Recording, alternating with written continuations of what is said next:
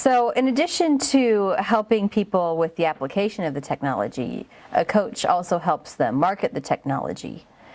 What has been your, what advantages have you seen with that for applicators? I think each of the licensees that ThermaPure has had over the years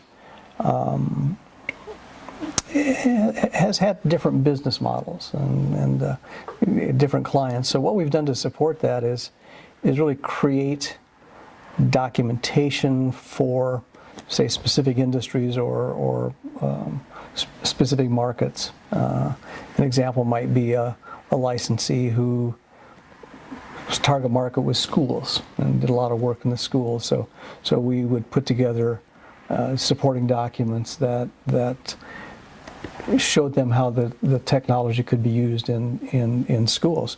And ultimately, the application of ThermaPure, whether it be a pest problem or an environmental problem, results in kind of what I would refer to as best technology. So it's a best available technology for each of those types of markets. So in schools, a best available technology would be, for insects, would be something that didn't use chemicals, something that was easily applied or easily utilized, but didn't add a problem. So our marketing approach or marketing support was to help them in the markets that they served, and we could create specific things for each one. You may have a licensee that really services property managers, residential structures, said schools, retail.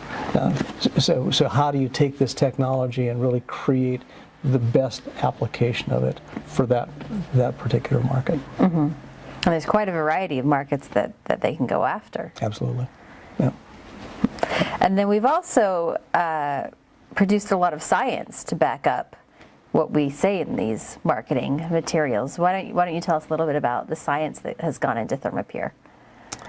We've had the really good fortune of working over the years with a microbiologist, Dr. Sean Abbott, and Dr. Abbott, I think, began to appreciate the technology even before I was helping.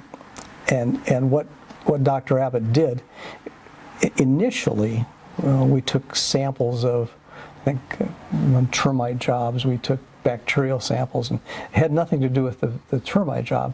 It was just to really try to understand the level of reduction of certain things. So these were just culturable samples, and we did one before heating, and we did one after, and we typically did it on a flat surface, maybe in a kitchen or a bathroom, where you might have high levels of bacteria.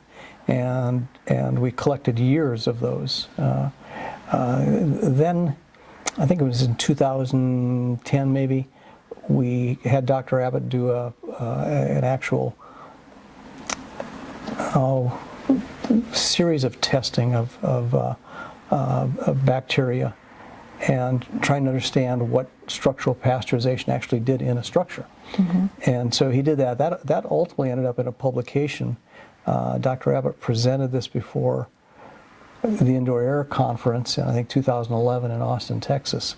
Was well received, but it demonstrated how structural pasteurization could be used for a restoration project where there had been a water loss, or kind of those types of projects where bacteria may become a problem after the water loss.